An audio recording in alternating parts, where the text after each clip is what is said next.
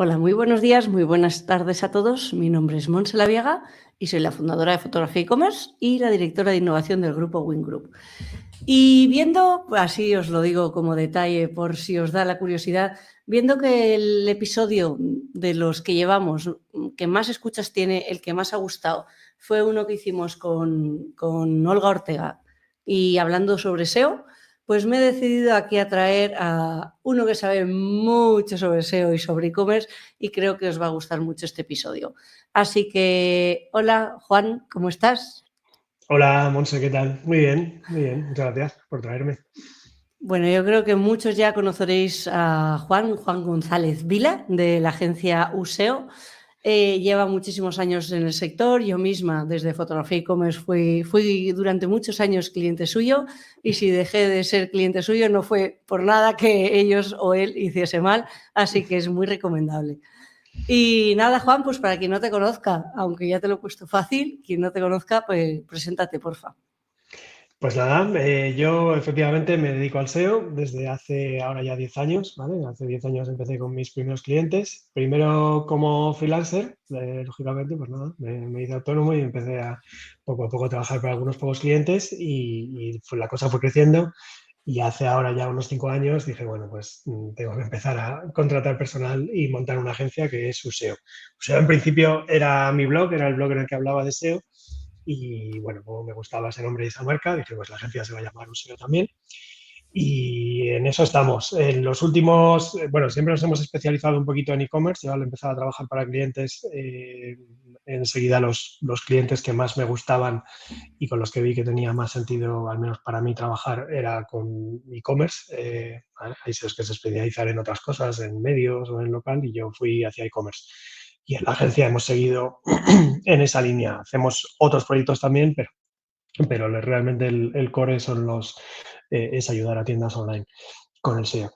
Y lo que ha pasado en los últimos años, pues es de lo que vamos a estar hablando hoy, que es un poquito la irrupción de la IA y es la primera vez que me he salido un poco de lo que es estrictamente el SEO para empezar bueno, pues como todo el mundo, a explorar y a conocer ese mundo, esa nueva vía que se abre. Mm. Es que, bueno, de hecho, quien te siga ya lo estará viendo, ¿no? Tanto en LinkedIn como en Twitter. En Twitter es muy activo, compartes un montón y se ve que te interesa mucho, ¿no? El tema. Igualmente, esto para ti no es reciente, ¿no? Porque ya llevabas tiempo jugueteando un poco con la IA. Cuéntanos un poco los inicios, cuando te empieza a entrar el gusanillo de toda parte esta Hombre, de la el IA. gusanillo como tal fue, a ver, ya sabes que los SEOs siempre estamos un poquito como espiando a Google, ¿no? Y muy pendientes de ver qué hace Google y tratando de sacar lo que hay ahí detrás de los secretos que tiene y tal. Entonces, Google, que yo ahí te reconozco que no sabía nada, pero por primera vez en 2015, de repente sorprendió a todo el mundo a finales de 2015 diciendo que sacaba un sistema llamado RankBrain, que era un sistema pues, de inteligencia artificial realmente, ¿no? Un sistema de aprendizaje automático que estaba usando para rankear. Eso, la verdad es que en ese momento yo creo que la mayoría de la gente no sabía nada de eso y dijo, bueno, Google está haciendo esto y cómo lo hace y cómo tal, y ahí la mayoría yo creo que ahí se despertó por lo menos el interés de la mayoría de la gente que estamos en el SEO y tal. Lo que pasa es que durante muchos años, aunque parecía que era una cosa que era inminente, que de la noche a la mañana todo iba a ser aprendizaje automático y tal, pues la verdad es que luego lo que pasó es que en realidad no iba tan rápido y aunque sabíamos que Google lo usaba y tal, pues un poco realmente desde fuera tampoco se podía ver nada, no era muy accionable y no llegó muy lejos la cosa y yo seguí en mi día a día y tal, pero bueno, sí que dejé un ojo puesto ahí. Cuando ya de verdad empecé a meterme, a remangarme de verdad con esto, fue cuando la otra gran compañía, la que no es Google, que es OpenAI, sacó su sistema GPT-3, ¿vale? Ya, previamente había habido GPT-2, que era, la verdad que súper básico y tal, pero ya GPT-3 ya era otra cosa, ¿vale? Ya pudimos ver que generaba lenguaje natural muy decente.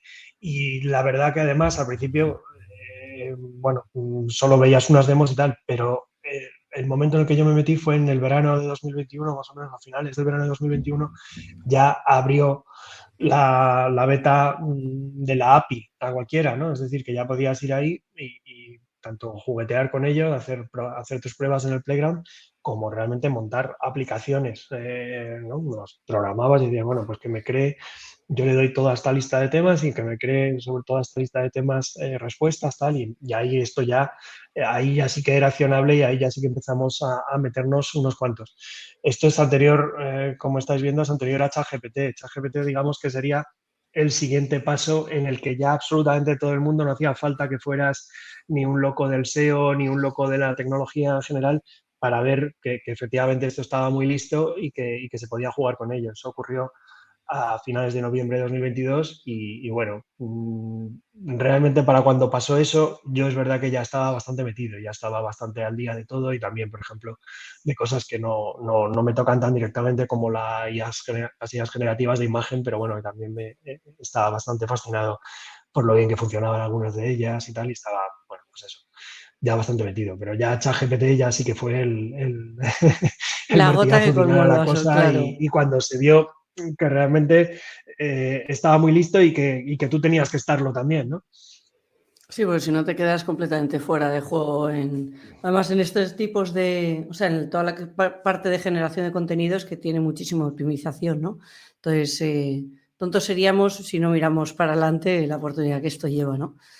Igualmente, aunque se ha hablado bastante sobre un poco los posibles efectos que pueda tener para el SEO el uso de toda esta parte de IA generativa, me gustaría escuchar tu opinión. Y a lo mejor es una opinión que también ha ido cambiando, porque a lo mejor al principio se veía una cosa, luego según se han ido mirando unas noticias y demás, pero a día de hoy también, con todo lo que sabemos, todo lo que muchos ya están creando contenido, ¿cómo estás viendo que realmente afecta o no al SEO a nivel práctico, teórico, como lo quieras enfocar?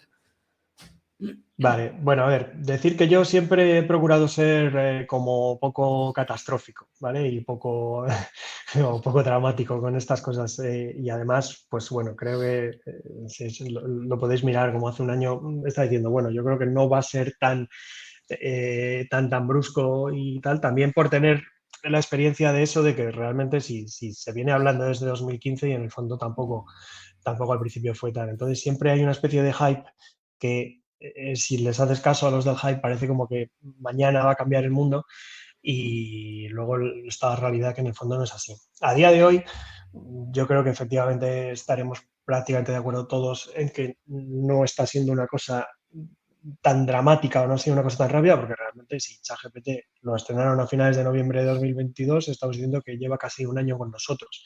En un año no se ha acabado el negocio de Google, no, porque es que había algunos que decían que les quedaban meses, ¿vale? O El semanas. fin del SEO definitivo, era un titular Sí, que veía en muchos lados. obviamente yo tenía bastante confianza en que no iba a ser así, pero además es que ha pasado un año y ahora mismo te digo que tampoco les quedan meses, les queda muchísimo más, ¿vale? Porque además también Google estaba, en el fondo estaba por delante de OpenAI en esto, lo que pasa es que no quería sacar las cosas porque no quería disrumpir su propio negocio, ¿no? Estaba un poco como manteniéndolas, pero en el momento que llegan otros y lo sacan, pues dicen ellos, bueno, pues nosotros también tenemos Arsenal aquí y tal. Pero sigue habiendo el mismo problema, no quieren disrumpir su propio negocio. Y no quieren disrumpir su propio negocio cuando no hay necesidad, ¿vale? Yo creo que si nos ponemos en la piel del público normal, ahora a día de hoy casi todo el mundo ha probado ChatGPT, pero siguen usando Google, ¿vale? Porque se da cuenta cualquiera de que ChatGPT no le sirve lo mismo que Google para todo, ¿vale? Es decir, hay algunas cosas para las que sí puede ser bastante útil y te lo pasas bien y tiene su utilidad y su aprovechamiento, pero hay otras para las que no. La gente usa Google para muchas cosas, como por ejemplo simplemente para saber qué tiempo va a hacer mañana o para saber cómo llegar a alguna dirección cerca de ti o tal, y eso ChatGPT no te lo hace, ¿vale? Entonces, como no te lo hace todo, pues la mayoría de la gente dice, ¿para qué voy a cambiar? Porque no voy a estar usando una herramienta para una cosa y otra herramienta para otra. Entonces Google tiene las de ganar, ¿vale? Digamos que además tiene una ventaja en cuanto a base de usuarios bestial, porque además digamos que cualquier novedad que quiera meter Google, pues nada, la mete en la app de Android, digamos, y ya inmediatamente al día siguiente ya la han probado 1.000 millones de usuarios, ¿vale? O sea, que es una bestialidad, mientras que OpenAI en el fondo no tiene esa base, ni siquiera aliándose con Microsoft, ¿vale? Y con Bing llega a una base tan grande de usuarios y sobre todo con gente que lo use tan a menudo. Entonces, realmente la sartén por el mango sí que la sigue teniendo un poco Google, ¿vale? Pero no cabe duda de que si juntamos todo y tal, pues bueno, pues puede haber efectos que pueden llegar al SEO. Pues por un lado, ligera reducción del monopolio de Google o del uso de Google para ciertas cosas, eso sí puede que esté ahí, ¿vale? Bajada del tráfico desde buscadores, y aquí no hablo solo de Google, sino de todos los buscadores, aunque Google es el principal, el 90% del tráfico lo estaría mandando Google, pero bajada del tráfico hacia ciertas temáticas, ¿vale? Es decir, cosas, y esto además se ha visto ya, ¿vale? O sea, por ejemplo, Stack Overflow es un foro que ha tenido de toda la vida mucho tráfico y que servía para que los programadores o gente que está aprendiendo programación pues consultasen dudas, ¿vale? Y veían en el foro, oye, ¿cómo se hace esto? Y entonces una de dos, o la pregunta ya se había hecho y tú lo veías ahí, o hacías la pregunta de nuevas y te lo contestaban y tal. Eso ahora, efectivamente, ChatGPT lo sustituye bastante bien. No necesitas ir a un foro en el que otros no. Tú le preguntas lo que quieras a ChatGPT y en general te lo contesta. Puede haber algún fallo, alguna alucinación, pero en general funciona bastante bien. Entonces, un servicio como Stack Overflow, su tráfico ya ha empezado a bajar, ¿vale? Ya ha empezado a bajar bastante. Y hay ciertas temáticas de webs que les va a pasar lo mismo, que parte de su tráfico le va a dejar de llegar desde buscadores porque la gente ya no va a estar usando tanto buscadores para resolver esas dudas, ¿vale? Pero eso no quiere decir que se acabe el tráfico de buscadores para todas las temáticas, o bueno, no, o sea, hay otras temáticas que no se han enterado, ¿vale? O sea, en general, por ejemplo, pues ya digo, webs de servicios locales o por lo que puede ser un e-commerce cualquiera. Yo no he notado bajada en el e-commerce del tráfico desde Google porque haya aparecido ChatGPT. No lo he notado y creo que no la voy a notar mientras no cambien mucho las cosas, ¿no? ¿Qué otras cosas pueden hacer cambiar el panorama del SEO? Bueno, pues va a haber una batalla legal muy importante. Digamos que los afectados, como Stack Overflow o tal, ahora pueden intentar buscar fuentes de ingresos alternativas y además fuentes de ingresos a las que realmente podrías decir que puede que tengan bastante derecho, ¿vale? Es decir, pueden decirle ahora, bueno, tú OpenAI y otras compañías haciendo modelos me estáis quitando el tráfico que recibía antes, pero no cabe duda de que habéis entrenado vuestros modelos con mi contenido. Entonces, por favor, pagadme por haber usado ese contenido o pagarme por usarlo de aquí en adelante, porque claro, yo antes a Google no le cobraba, digamos, por indexarme, porque me estaba enviando a mí el tráfico y yo lo monetizaba. Pero si ahora cambian los términos de esta relación, por así decirlo, ¿vale? Si Google el día menos pensado decide que va a dejar de enviar tráfico y que va a resolver las dudas directamente, le van a decir, lo estás haciendo con mi contenido, entonces págame por eso, ¿vale? O sea que ahí hay una lucha muy importante, ¿vale? Y no estamos hablando solo ya de webs que vivían de tráfico y de anuncios que les servían ese tráfico. Estamos hablando, por ejemplo, de las compañías que publican libros, ¿vale? O sea, pues más o menos se está demostrando que hay algunos modelos que han sido entrenados con libros que están protegidos por copyright, ¿vale? Libros de autores conocidos y tal. Entonces, claro, los autores dicen, ahora esto yo antes no existía y entonces no puede estar metido en ningún contrato y nada que yo reciba dinero por eso, pero si de repente se empieza a usar, ¿no? Esto se empieza a hacer y empieza a usar mi contenido para eso, pues yo tengo que recibir algo, ¿no? O sea que Sí, son cosas que van a hacer cambiar el panorama. Y luego ya lo último es que si es verdad que va bajando un poco el tráfico que va hacia las webs y entonces, por tanto, en teoría bajaría un poco la necesidad de usar consultores para SEO, ¿no? Profesionales de esto y agencias y tal, puede que haya en el sector, pero yo creo que eso va a ser un porcentaje bastante pequeño y además va a ser bastante progresivo, puede que haya en el sector una reconversión hacia otros roles que también pasarán a ser más necesarios, ¿vale? Como por ejemplo pues a lo mejor quiere la gente, yo quiero aparecer en las respuestas de ChatGPT cuando pregunten cosas relevantes para mi sector. Entonces, quien antes solo hacía SEO para aparecer en Google, a lo mejor ahora pasa a hacer un poquito una labor de decirle, bueno, pues para entrenarle un poquito a ChatGPT para que hable de ti, es necesario que hagas esto, esto y aquello. ¿Vale? Y también creo que va a haber para sitios que tienen mucho tráfico, y no dependen únicamente del tráfico de buscadores, sino también tráfico directo o desde otras fuentes de referencia, va a haber más interés en que la gente, una vez que esté, no se te vaya. ¿Vale? Porque digamos que antes, como Google te estaba dando un flujo continuo de tráfico, pues de toda la vida se ha sabido que hay que trabajar en conversión y en retención de los usuarios y tal, pero creo que se le va a dar más importancia. O sea, que va a llegar un momento en el que si decimos, si cuesta más adquirir un usuario, entonces lo que hay que hacer es que no se te vaya y que no se vaya sin comprar, ¿vale? Tal. Entonces creo que va a crecer el protagonismo quizá de ese rol más de usabilidad, de CRO, ¿no? De optimización de la conversión, y puede que gente que está haciendo SEO hoy en día reconvierta más hacia eso. Pues tiene sentido. Son muy buenos los tips. Yo creo que una buena visión de qué efectos puede tener a corto y medio, ¿no? O sea, y a largo. Y no sé, me suena interesante. Hay otra parte que también se habla mucho, que es toda la parte de cómo iba a afectar el SEO en cuanto a posicionamiento y demás, ¿no? Ya se sabe que Google ya se había posicionado en cuanto a que no iba a perjudicar, lo único que le importaba era si el contenido era de calidad, le importaba 3/4 con qué se había hecho, ¿no? Por así decirlo. Sí. Pero tú que lo tienes un poco más a mano, ¿no? Por así decirlo, ¿has experimentado si realmente ha habido Sí, cierta sí, caída sí. o no? A ver, no.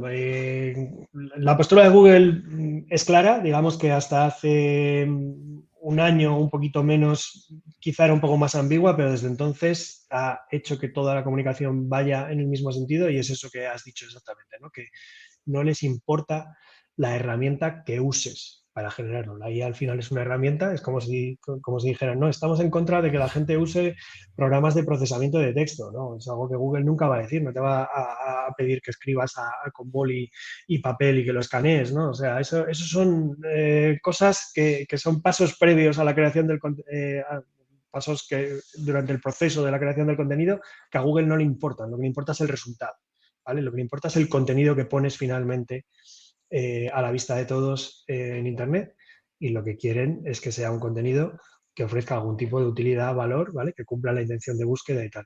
Si está hecho con una IA y lo cumple, les vale. Si lo ha hecho un humano y no les cumple, no les vale. ¿Vale? Y si lo ha hecho la IA y no lo cumple, tampoco les vale.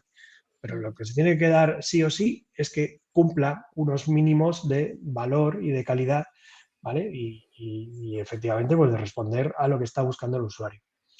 Entonces, ¿esto es solo de boquilla o lo están cumpliendo? Yo creo que sí, que lo están cumpliendo bastante. De hecho, puedes ver que el experimento es fácil de hacer. Si encuentras una búsqueda que ahora mismo, digamos, no tenga mucha competencia, ¿vale? O no haya mucho contenido creado en torno a ello, y tú creas un artículo rápido con IA y tal, que esté bien centrado el tiro ahí, bueno, puedes revisar y tal, pero vamos, que tenga sentido y tal, en general va a posicionar e incluso vas a recibir tráfico, porque claro, como no hay mucha competencia, Google va a decir, esto me vale, responde la pregunta, pues lo posiciono, ¿vale?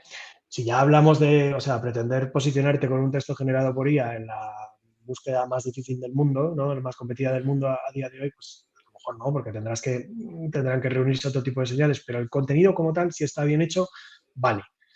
¿Y qué es que esté bien hecho? Pues bueno, tú desde luego no basta con darle al botoncito de la IA y ya después publicar. Tendrás que revisar un poco y ver que de verdad ahí no ha habido alucinaciones y que, bueno, que también otra cosa que hace mucho la IA, que no está simplemente como parafraseando un poco como loro, sabes que hay veces que realmente no sabe qué quiere que le digas, o sea, no tiene conocimiento sobre el tema, pero es buenísimo en llenar el papel, ¿vale? O sea, se parece mucho a ese tipo de personas que siempre tienen respuesta para algo.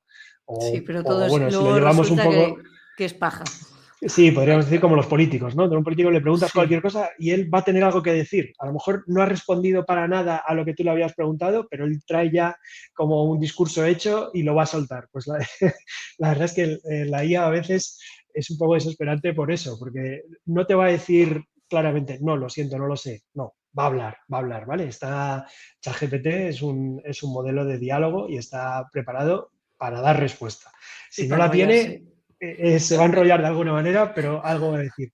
Entonces, claro, que mires que no estás ahí poniendo paja y paja y paja, porque eso no le aporta nada a nadie. Entonces, ahí es donde podríamos decir que a lo mejor el trabajo del SEO antes se parecía mucho, o escribías el texto tú o se lo pedías a un redactor y hacías un poquito de revisión, lo que era optimizar, bueno, pues que asegurarte que los títulos y los encabezados estén bien puestos, qué tal. A lo mejor ahora pasa ese proceso de revisión, pasa mucho a fijarte de verdad en el contenido, porque ya no te puedes fiar de que el redactor te lo va a dar bien hecho. O sea, el ChatGPT a lo mejor, como digo, está hablando de la nada ahí y tú tienes que, no, esto hay que concretar y esto aquí. Y bueno, pues ahí ya entraríamos también en esa parte de que el prompt importa mucho, ¿vale? Con un prompt genérico vas a recibir respuestas genéricas, pero con prompts mejor hechos y decirle, no, vamos a ver, no alucines, no te vayas por las ramas, si no sabes algo, dímelo claramente. Tal.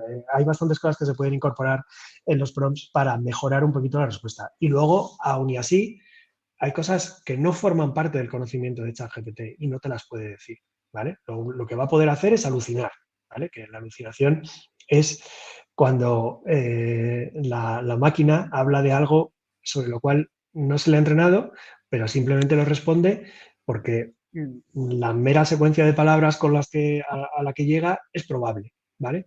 Pero no es real. ¿Vale? No es lo mismo probabilidad, que algo sea plausible y que suene más o menos natural, no es lo mismo que sea verdad. ¿Vale? Esto hay que decir que es algo inherente a todos los modelos, a todos los grandes modelos de lenguaje. O sea, la alucinación a día de hoy no se ha resuelto. No hay ningún modelo que no lo tenga. Ni siquiera GPT-4, que es el más sofisticado de todos, también tiene alucinaciones. Lo que pasa es que puede que sea más difícil dar con ellas, pero si le preguntas, al final vas a dar con un agujero en su conocimiento y él va a recurrir a la alucinación. O sea, va a ser digamos que su respuesta natural es recurrir a decirte algo. Entonces, pues se lo inventa, que suene probable, pero vale. Entonces ahí estaría ya el siguiente paso, que este es un poquito más avanzado, más sofisticado, que es combinar esa capacidad de respuesta del LLM, ¿vale? Del chatbot o del modelo de lenguaje, combinarla con fuentes de datos veraces, ¿vale?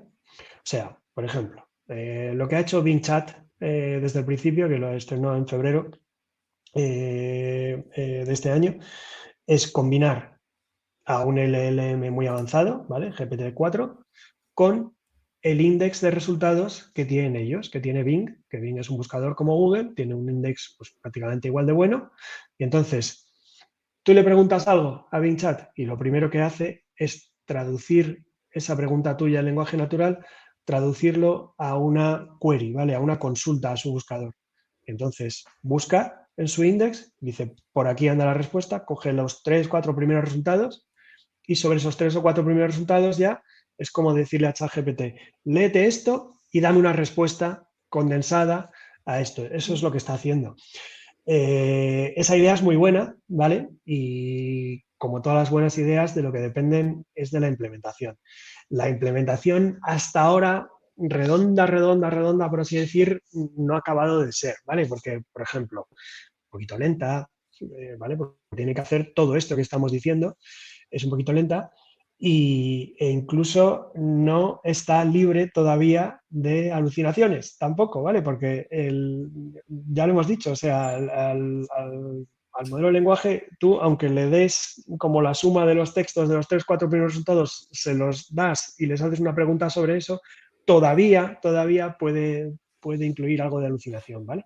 Entonces, pues nada, era una respuesta muy larga, pero creo que más o menos he resumido el tema en el que, bueno, pues que al final todavía a día de hoy esto no está resuelto del todo, no puede sustituir del todo a un buscador dándote respuestas con contenido que hay en su index y tal, porque, bueno, todavía está un poquito sujeto a esos problemas que tiene la tecnología, ¿no? De alucinar y tal.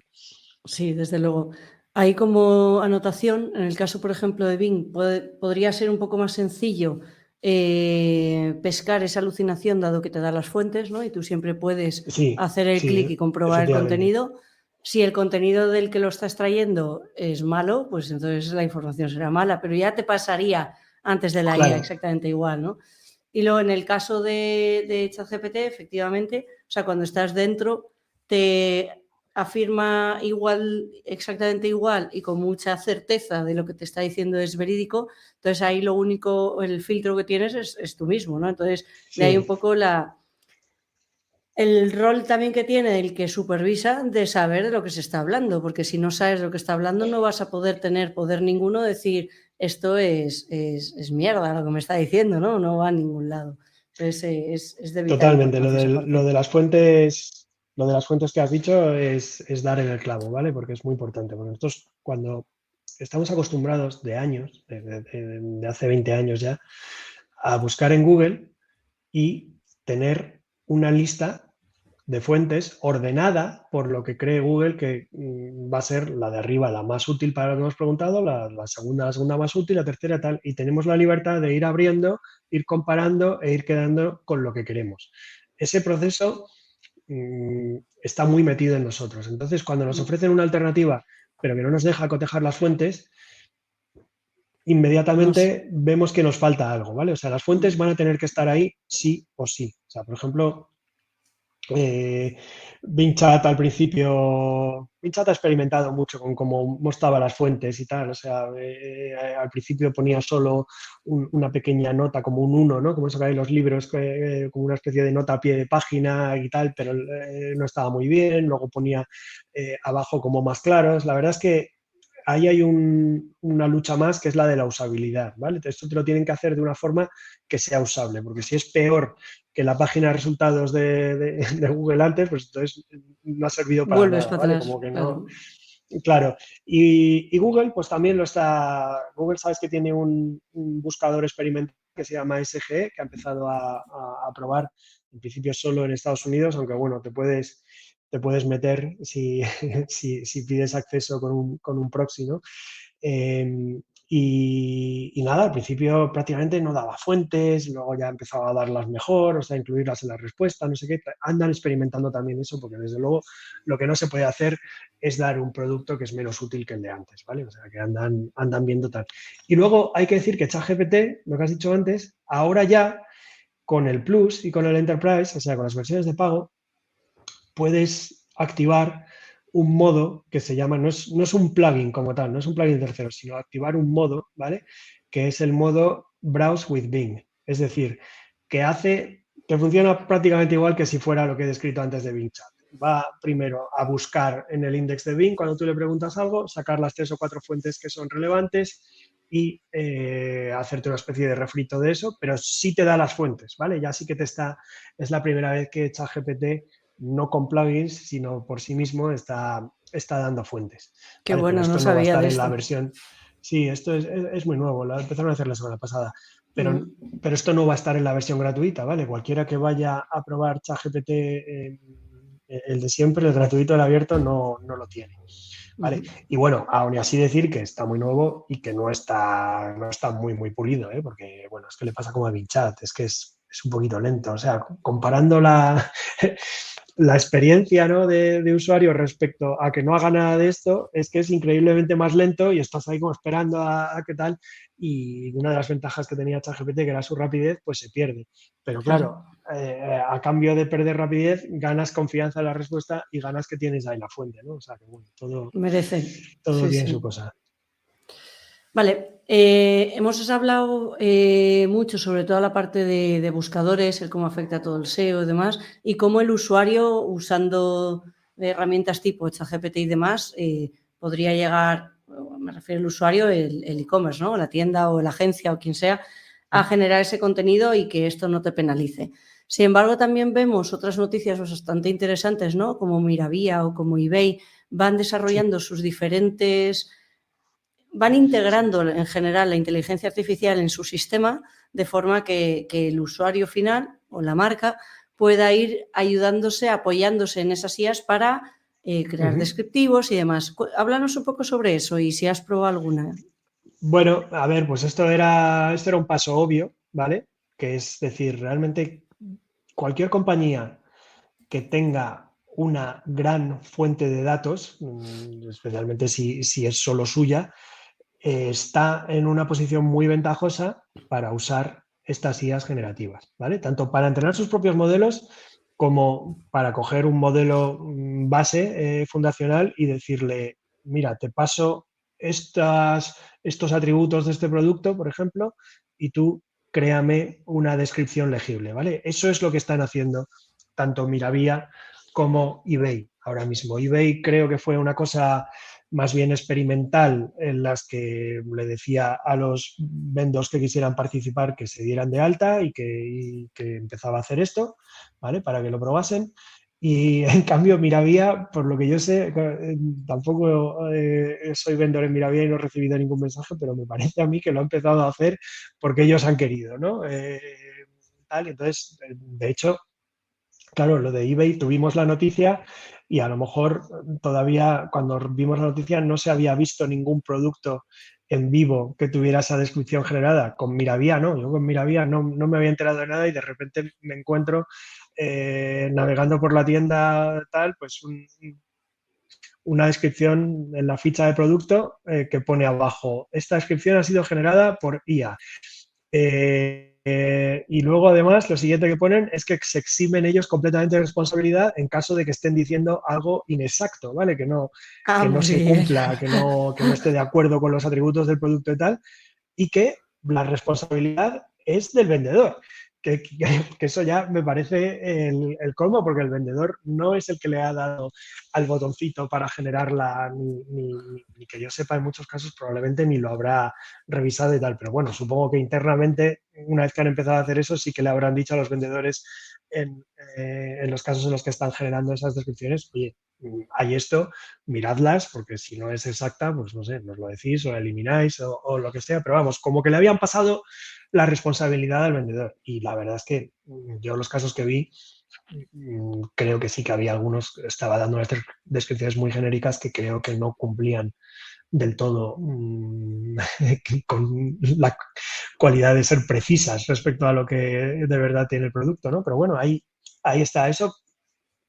Estas cosas, ¿por qué se hacen? Bueno, se hacen porque uno de los problemas que hay en estos marketplaces con tantos vendedores y tantos productos es que el marketplace da entrada a un vendedor y el vendedor llega de repente con 10.000 referencias o 20.000 referencias y antes digamos que no había ningún proceso o desde luego ningún proceso barato para asegurarse que esos productos tuvieran, por ejemplo, un campo como es una descripción visible de la ficha de producto y tal. A lo mejor venía el feed, bueno, sí, con una serie de campos rellenos, pero justo ese no estaba y entonces Miravía o eBay, ¿qué hacían? Le decían al vendedor que no pusiera sus productos ahí porque le faltaba ese campo. No lo hacían, le dejaban estar, pero no cabía duda de que para la visibilidad del producto, tanto dentro del marketplace como en general, luego, por ejemplo, en un buscador como Google o fuera, era mejor que todos los campos estuvieran rellenos. Entonces, antes había el problema de que nadie quería correr con ese costo, a lo mejor. Decía el vendedor, pues yo no voy a meter aquí 10.000 descripciones porque no las tengo y no me apetece, me cuesta mucho eso y tal. Y el marketplace decía lo mismo, ¿vale? Decía, lo ideal sería hacerlo, pero voy a perder mucho tiempo y tal. Entonces, ahora la IA soluciona este problema, o lo soluciona en parte, ¿vale? Porque ya decimos que puede haber casos en los que la descripción no sea perfecta, pero bueno, por lo menos para hacer una cosa así como en bulk, ¿vale? De crear ahí 10.000 o 20.000 o 30.000, pues no cabe duda de que esto está fenomenal. Luego ya puede venir la revisión, por ejemplo, pues para algunos productos clave, ¿vale? Si son productos que tienen potencial de venderse más o lo que sea, pues no le haces la revisión a los 10.000, pero le haces revisión a 500 que te interesa mucho o lo que sea, ¿vale? O sea que esto, desde luego, significa un paso de gigante, ¿vale? En un proceso en el que antes había fricción y aunque no es perfecto, pues ya nos coloca en un punto bastante mejor que el que estábamos antes.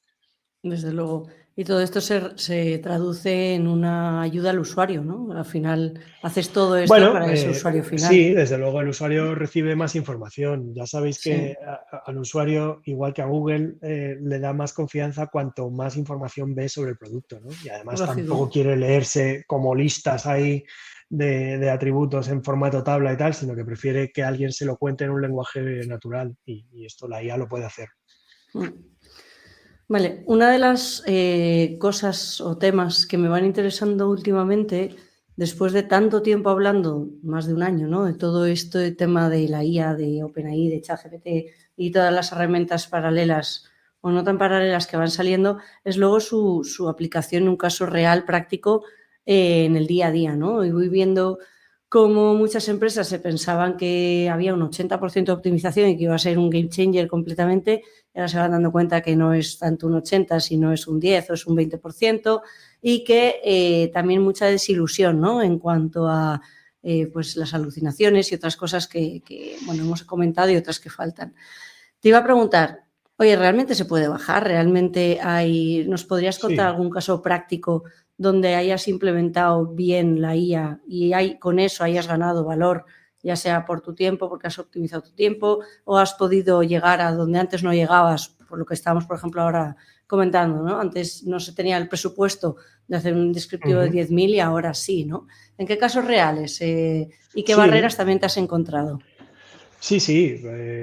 Esto por supuesto que se puede ir aplicando y además cada vez mejor. El problema no es tanto de limitaciones de la herramienta, que las tiene, todas las herramientas tienen limitaciones, todas las herramientas que suponen automatizaciones, esa automatización suele venir en contrapartida a otras cosas que en el fondo hacías mejor a mano, pero claro, es que a mano llega un momento que es tanto trabajo que no todo se puede hacer, ¿no? Entonces hay que ser consciente de qué estás ganando y qué estás perdiendo. Lo malo es cuando se vende esto va a ser ideal y ya mañana todos automatizando, dando un botoncito, lo hacemos todo tan bien como si lo estuviéramos trabajando a mano, ¿vale?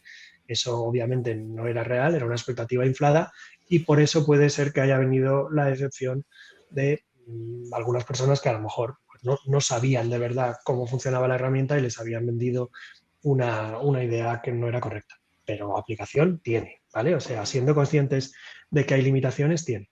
Entonces, nosotros, por ejemplo, a ver, es un caso parecido al que hemos hablado de eBay Marketplace, y otros marketplaces, ¿no? Como Miravía y tal, pero en este caso no sería en un marketplace, sino que sería en un e-commerce normal, con su catálogo y tal. Este e-commerce, vale, no digo, no voy a decir al cliente por confidencialidad, ¿vale? Pero haceros idea que es pues nada, un e-commerce de tecnología, ¿vale? Y este e-commerce, pues le pasa como a cualquier e-commerce grande que tenía muchas referencias y sobre todo tenían la idea de que de que necesitaban gastar muchos recursos en crear fichas muy optimizadas y tal. Y además, ¿qué les pasa? Bueno, les están entrando productos constantemente y estos productos, además, pues a veces es el mismo producto, pero pues imagínate un móvil, ¿no? El mismo producto, pero puede ser con 8 gigas de memoria, puede ser con 16, o pueden ser las variedades de color y tal. Y ellos querían que la ficha esté rellena, pero que no sea exactamente la misma y tal. Todos esos desafíos, claro, si lo estás haciendo todo a mano con redactores reales y tal, pues quita mucho trabajo y luego a veces el fruto no lo veían y tal, ¿no? Entonces, ¿qué decidimos hacer? Decimos, le vamos a pedir a ChatGPT que cree descripciones y sobre todo que introduzca variaciones en las descripciones cuando se trata de estas pequeñas variedades de producto, pero que sí que generan una ficha propia y tal, pero se lo vamos a hacer de acuerdo se lo vamos a pedir de acuerdo a un modelo, ¿vale? Es decir, alimentamos a ChatGPT con descripciones nuestras propias, hechas por redactores y que además sabemos que han funcionado bien en cuanto a tráfico, ¿vale? Que han posicionado y que han recibido tráfico real y luego ya por rizar el rizo, que estaban funcionando bien en cuanto a conversión, que estaban vendiendo y tal. Entonces, esos son ejemplos de fichas nuestras buenas, se las damos a ChatGPT y le decimos, queremos una ficha, una descripción para la ficha en este estilo que te decimos y ahora, o sea, copias el estilo y ahora se lo vas a aplicar a un producto con las siguientes características, ¿vale? Es decir, o sea, que le alimentas con dos cosas, con una descripción que te ha funcionado bien previamente y luego con una tabla de características que tiene el nuevo producto al cual le quieres hacer la descripción, ¿vale? Y eso, bueno, pues lo empezamos a experimentar. El prompt es un poco más complicado, ¿no? Porque le das una serie de condiciones previas también, ¿no? Pues más o menos como le vienes a decir, pues eres un asistente de redacción para un e-commerce de tecnología, que no sé qué, no sé cuántos, usas este estilo, tal. Lo hicimos y empezó a darnos fichas, vamos, descripciones para las fichas, que nosotros las leíamos y decíamos, que esto nos lo entrega un redactor y lo aprobamos completamente. Esto está perfecto, ¿vale? Una vez que vimos que cumplía los estándares que nosotros le pondríamos a una ficha de producto, dijimos, pues esto está bien y lo vamos a probar. Bien, pues entonces empezamos a publicar y a esperar a ver qué pasaba en Google. Y la verdad es que lo que pasó es que, bueno, pues los productos, la mayoría de los productos se fueron indexando. Una parte, ya no todos, pero una parte un poco más pequeña empezaron a recibir tráfico y una parte más pequeña aún empezó a recibir mucho tráfico. O sea, funcionaron que si hubieran sido redactados por humanos los habríamos considerado hits en sí mismo, ¿no? Pasaron a ser algunos de los productos que mejor estaban funcionando en el sitio. Entonces dijimos, la verdad es que no hay, aquí no hay ninguna razón para decir no lo podemos hacer así, no podemos seguir haciéndolo así, ¿vale? Los resultados fueran buenos, entonces lo empezamos a abrir a más, ¿vale? Y sobre todo, me adelanto a la siguiente pregunta, pero lo habíamos hablado, sobre todo nos sirvió después para la internacionalización, ¿vale? Nos sirvió para hacer, que ese ya sí es el más difícil todavía y el que le quitaba más recursos al cliente en cuestión, pues pasarlo a otros idiomas, ¿vale? A portugués, a francés, a otros idiomas en los que ellos venden bastante, pero y necesitan tener una ficha bien cumplimentada, ¿no? Y tal, y también funcionó bien, también vimos los mismos resultados, ¿vale? Que bueno, Aquí, por entiendo supuesto, que... No, y ahora te digo. sí, que aquí por supuesto pasa lo mismo, que le tienes que dar, no sirve que lo alimentes con una ficha de ejemplo mal hecha en francés o en portugués o en alemán o en italiano, el idioma que tú quieras. Si le estás dando ya un estilo que ya no era bueno, pues te va a sacar algo que a lo mejor no es tan bueno, pero como le hicimos los mismos requisitos, le dijimos, a ver, fichas en otros idiomas que han posicionado bien en esos idiomas. ¿Vale? Porque sabemos que están bien hechos y que cumplen más o menos con los requisitos al menos de Google, ¿vale? Y así lo hicimos. Sí, que no es decirle, y ahora en inglés, y te quedas tan pancho, Claro, ¿no? no, todo lo que sean prompts muy genéricos, o sea, no puedes llegar y decirle, ahora esto que has hecho en español, ahora házmelo en francés, sin más, porque eso puede que no esté del todo mal, pero digamos que le estás dando demasiada libertad a la máquina. Entonces, a lo mejor el que sabe si ciertos términos o tal no se usan en el contexto que tú los quieres usar o tal, ahí tienes que intentar acotar, ¿vale? Entonces, si les das unas cuantas descripciones del tipo de productos que quiere de los que quieres que te hable, ya se va a ceñir más a eso, ya va a coger, se va a fijar, a ver, bueno, pues para decir esto está usando más bien esta palabra, entonces vale, yo también usaré esta palabra en mi descripción, tal. ¿Vale? Hay que decir que los grandes modelos de lenguaje son muy buenos traduciendo, ¿vale? O sea, incluso aunque no les hicieras nada de fine tuning o de lo que yo he descrito se llama few shot o one shot learning. ¿Vale? Es una técnica en la que le das un ejemplo o varios de lo que quieres y él después copia. ¿Vale? Entonces, es un paso previo, un paso más básico que hacer fine tuning como tal, que fine tuning sería complementar el modelo con datos que sacas de otro lado y decirle, siempre que puedas, respóndeme con los datos que te estoy dando, ¿vale? Como parte del fine tuning. Si no, utiliza tu preentrenamiento genérico. Entonces, hay que decir que incluso sin one shot o few shot learning, e incluso sin fine tuning, un gran modelo de lenguaje, de los buenos, ¿vale? Como GPT-3 para arriba y tal, están muy bien preparados para hacer traducción. ¿Por qué? Porque Transformers, que es la tecnología que está en la base de los grandes modelos de lenguaje, al principio era una tecnología que se empezó a usar para hacer traducciones, ¿vale?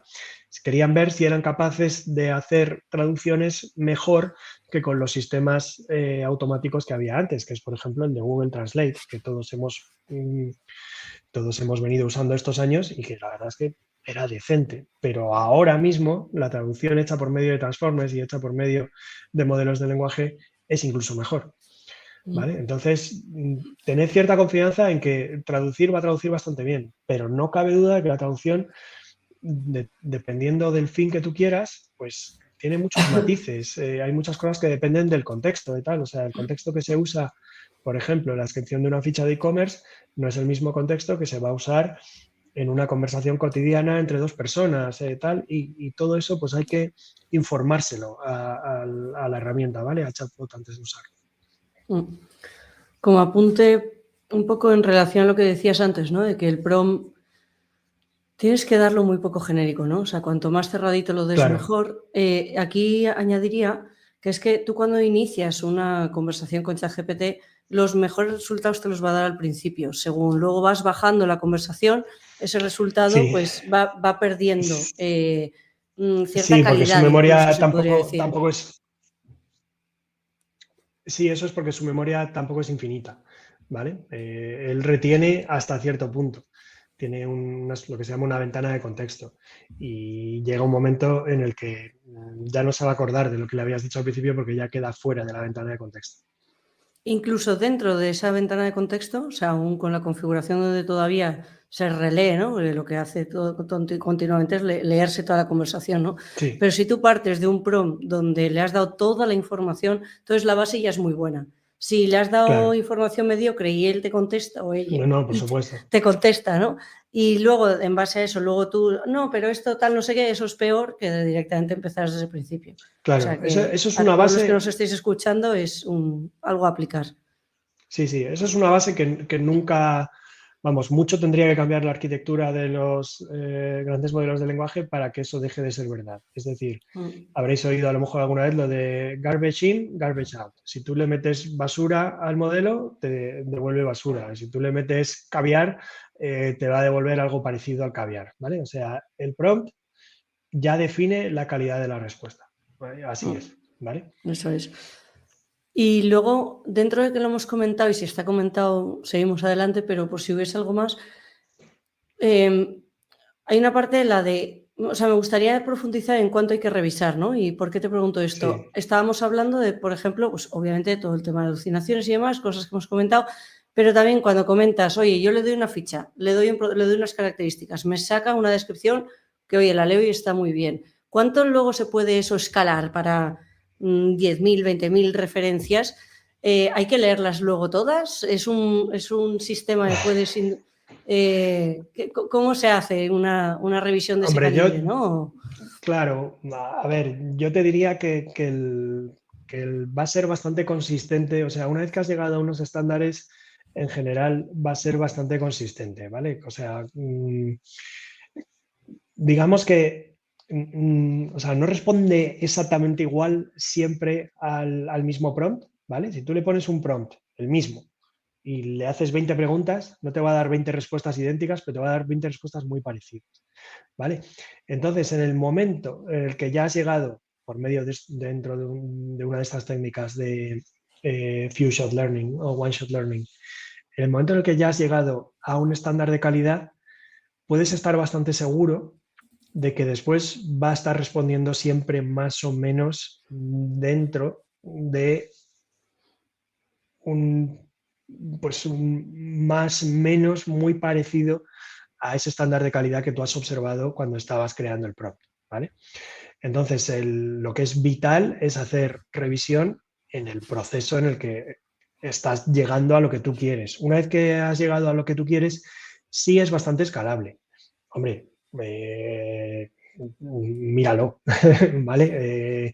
Pero no puedes leer si estamos hablando de 10.000 o de 20.000, no vas a poder leerte los 10.000 o 20.000, porque el tiempo que tardas en leer 10.000 o 20.000 ya casi acaba con el ahorro de tiempo que te ha supuesto hacer esta tarea en el primer lugar, ¿no? Pero vamos, que puedes tener bastante confianza en que una vez que ya has logrado unos resultados buenos, después se va a ceñir a eso. Pero claro, tienes que mirar como mínimo que no haya habido algún problema que haya hecho que no haya dado la respuesta que tú esperabas, porque sabes que hay veces que responde, lo siento, como modelo de lenguaje no puedo, imagínate que justo en un producto concreto hay alguno de esos términos que tiene en esa especie de lista negra Sí. ChatGPT que dice que no puede hablar de eso. Y Anda entonces, que no en vez de circulan hacerte una... pantallazos Claro, en de vez eso, de, de las reviews de Amazon. Claro, luego buscas en Google, pones en Google, entre comillas, pones ese I'm sorry, as a large language model, I can't, ¿no? O en español, porque también Y te salen lo han estado cosas, ya ¿no? usando.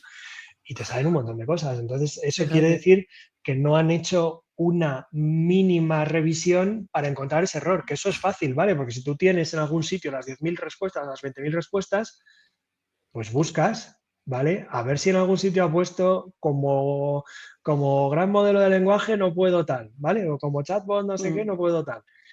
Pues si te salen algunas de esas, las localizas y las repites, ¿vale? Hasta que te salgan bien. Eso, pero es que eso es o sea, eso para mí yo lo considero como unos mínimos, ¿vale? O Claro, sea, si no hacemos ni siquiera eso, nada estamos revisando, ¿no?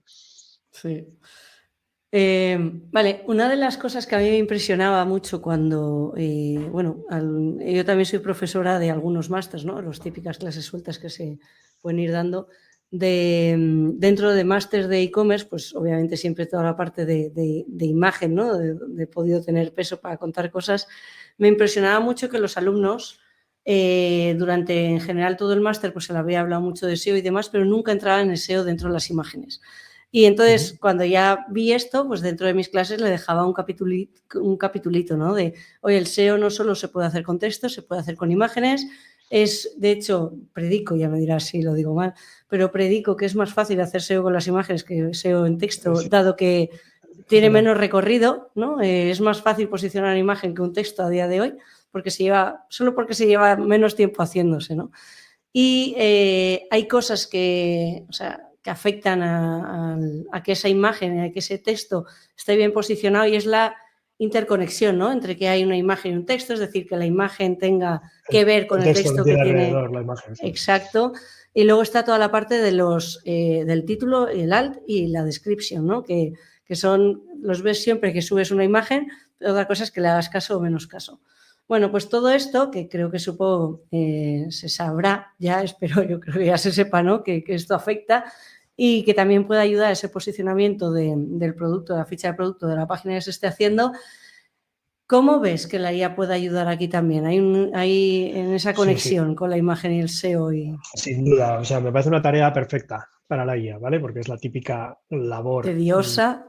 mecánica, repetitiva y a la que mucha gente no le ve tan claro el valor cuando les dices que les va a llevar, pues eso, 60 horas etiquetar 3.000 imágenes, ¿vale? Entonces, pues no se hace. Y La el IA lo santo puede hacer, coñazo que es. ¿vale? La IA lo puede hacer. Ya desde el año pasado salió un sistema desarrollado por Salesforce, precisamente, que se llamaba Blip, que básicamente lo que era, o sea, No sabía que había sido desarrollado por Salesforce esto. sí, por Salesforce, sí. Ah, vale. Sí, Salesforce, como tiene mucha pasta, pues también se dedica ahí a hacer Qué I más fuerte. D, ¿no? Digamos, y parece que fueron los primeros en presentar algo de esto. Pero vamos, que luego al final, a día de hoy, esto ya va a ser trivial para los grandes modelos de lenguaje que van a empezar a ser multimodales, ¿vale? ¿Qué es esto de ser multimodal? Bueno, hasta ahora teníamos la mayoría de los modelos de lenguaje, y no solo modelos de lenguaje, sino también los de imagen y tal, hacían una sola cosa. Es decir, ChatGPT, ¿vale? O lo que son los modelos de lenguaje que tiene detrás, que son GPT-3 y GPT-4, en realidad hacen de texto a texto. Tú les das texto, ellos te devuelven texto. Los de imagen, como por ejemplo Midjourney, Stable Diffusion o DALL-E y tal, en realidad hacen de texto a imagen. Tú les das texto y ellos te devuelven imagen. Bueno, pues este Blip le estaba dando la vuelta a eso. Es decir, tú le dabas imagen y ellos te devolvían texto, ¿vale? Pues nada, inauguró toda una serie de modelos Image to Text. La multimodalidad es que lo hagan un poco todo, porque en realidad pueden, ¿vale? O sea, una vez que le metes capacidades de lo que se llama computer vision a ChatGPT, pues ya lo tienes. Y esto lo están empezando a hacer, ¿vale? Desde GPT-4 en realidad ya lo incorporaba ese modelo, lo que pasa que al principio no lo sacaron, no se lo dieron al público, lo empezaron un poquito a experimentar en Bing Chat y ahora ya que ya han desarrollado la versión 3 de DALI, OpenAI ya tiene DALI 3, que es buenísimo, si lo habéis Que probado debería un poquito. salir hoy, si no me equivoco. Lo incorporar en ChatGPT en nada, sí, hoy, estos días, y durante este fin de semana ha estado ya abierto en Bing Chat. Es decir, tú podías ir a Bing Chat y decirle, créame una imagen, no sé cómo, que yo me he pasado casi todo el fin de semana jugando con eso.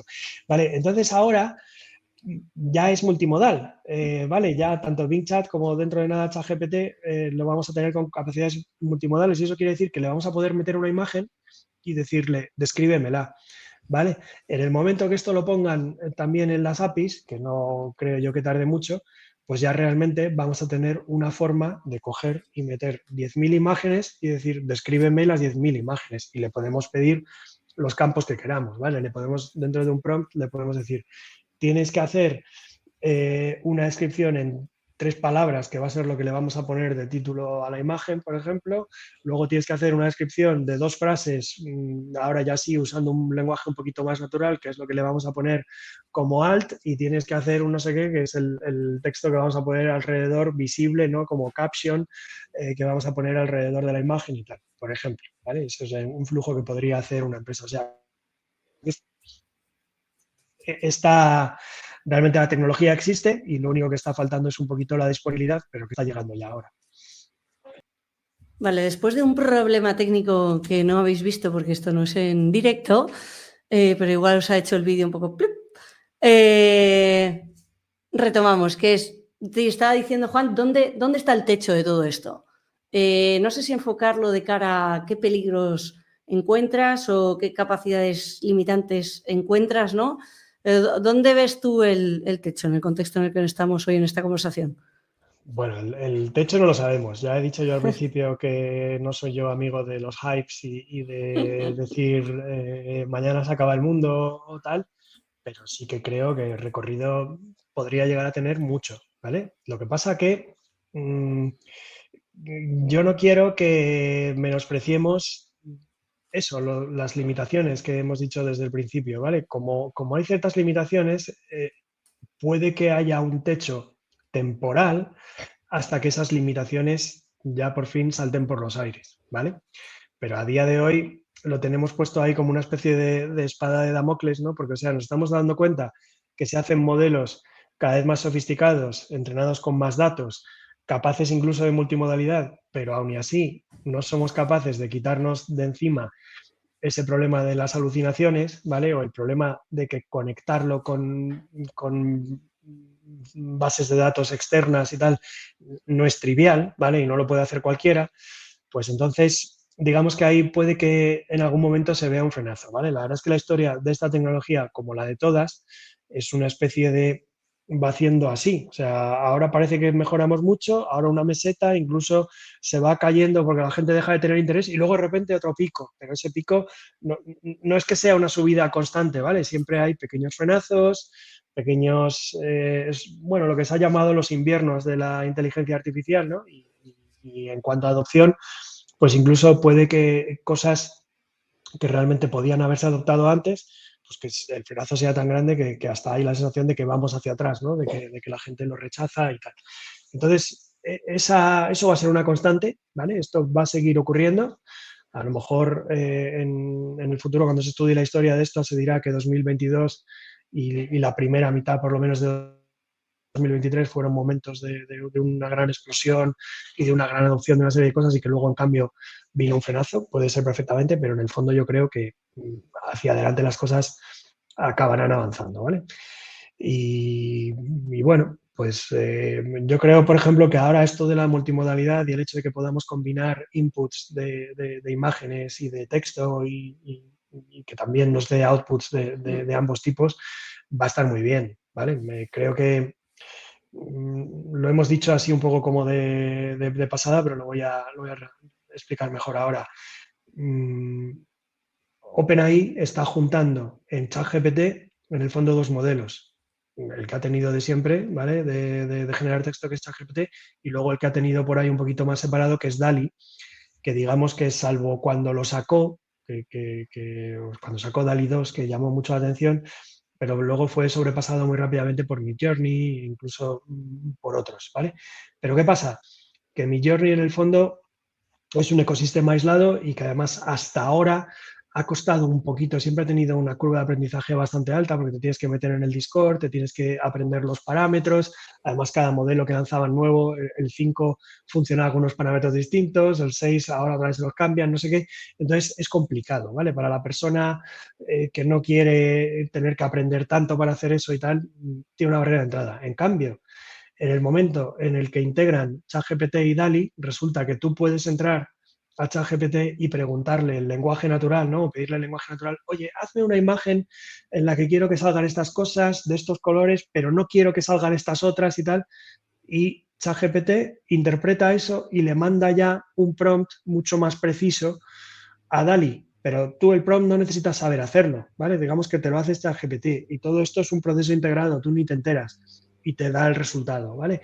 Eso para mí va a suponer una gran revolución y creo que mucha gente va a empezar a usarlo. Eso sí, va a estar solo en las versiones de pago de ChatGPT y parece ser que en Bing Chat, pero a ver cómo lo hacen, porque ya este fin de semana lo estaban ofreciendo gratis y claro, un montón de gente, fue exactamente igual que al principio cuando lanzaron Bing Chat. Mucha gente usándolo, intentando usarlo y entonces tuvieron que poner limitaciones, ¿vale?